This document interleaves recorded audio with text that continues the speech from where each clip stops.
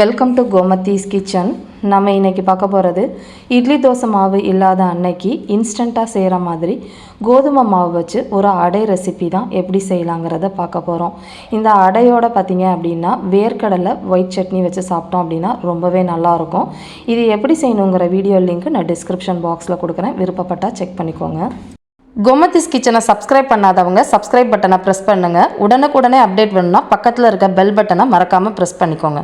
இப்போ இந்த கோதுமை அடை செய்கிறதுக்கு மாவு கரைச்சிக்கலாம். அதுக்கு பார்த்திங்கன்னா 1 கப் அளவுள்ள கடையில் வாங்கின கோதுமை மாவு எடுத்துக்கோங்க. இப்போ இதுக்கு ஒரு மசாலா விழுது அரைக்கணும். அதுக்கு 2 பச்சை மிளகாய் உரலில் இடிச்சிட்டு அதுக்கப்புறமா 1/4 டீஸ்பூன் அளவுக்கு சீரகத்தை போட்டு தண்ணி விடாமல் கரைன்னு அரைச்சிக்கிறேன்.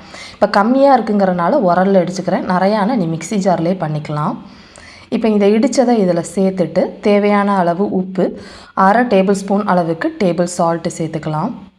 கூடவே பார்த்திங்கன்னா 2 டேபிள் ஸ்பூன் அளவுக்கு அரிசி மாவு, அதாவது புட்டு மாவு கடையில் கரன்னு கிடைக்கும் இல்லையா, அது சேர்த்துருக்கிறேன். சப்போஸ் உங்கள்கிட்ட அது இல்லைன்னா 2 டேபிள் ஸ்பூன் அளவுக்கு ரவை கூட சேர்த்துக்கலாம். கூடவே 1 டேபிள் ஸ்பூன் அளவுக்கு தயிர் சேர்த்துக்கோங்க. புளிக்காத நல்ல திக்கான தயிர் சேர்த்துக்கோங்க. இதுக்கு 1/8 டீஸ்பூன் அளவுக்கு மஞ்சத்தூள் சேர்த்துட்டு இப்போ எடுத்துருக்கிற 1 கப் அளவுள்ள கோதுமை மாவுக்கு 1/4 கப் அளவுக்கு தண்ணி தேவைப்படும். நல்லா ஊற்றி இந்த அளவுக்கு அடை மாவு கன்சிஸ்டன்சிக்கு கரைச்சி வச்சுக்கோங்க. ரொம்ப தண்ணியாக கரைச்சிட வேண்டாம். இதில் ஒரு 1/4 டீஸ்பூன் அளவுக்கு கொரன்னு பவுடராக்குன மிளகு பொடி சேர்த்துக்கோங்க. இந்த அடைக்கு ரொம்ப நல்ல ஃப்ளேவர்ஃபுல்லோட டேஸ்ட்டாகவும் இருக்கும். கூடவே பொடியாக நறுக்கின வெங்காயம் தேவைக்கேற்ற அளவு நீங்கள் சேர்த்துக்கலாம். பொடியாக நறுக்கின கொத்தமல்லி இலைகளும் சேர்த்துக்கலாம். இது எல்லாம் நல்லா கரைஞ்சிருச்சு அப்படின்னா நமக்கு மாவு ரெடி ஆகிடுச்சு.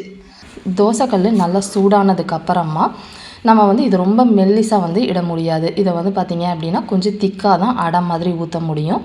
தேவையான அளவு எண்ணெயை ஊற்றிட்டு மிதமான தீயிலே 2 சைடும் நல்லா செவந்து வர அளவுக்கு வேக வச்சு எடுத்துக்கோங்க.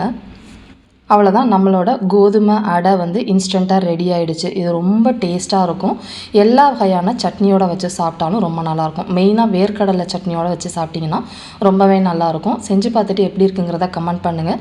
வீடியோ பிடிச்சிருந்தாலும் கமெண்ட் பண்ணுங்கள், லைக் பண்ணுங்கள், ஷேர் பண்ணுங்கள். மறக்காமல் சேனலை சப்ஸ்கிரைப் பண்ணி வச்சுக்கோங்க. தேங்க்ஸ் ஃபார் வாட்சிங்.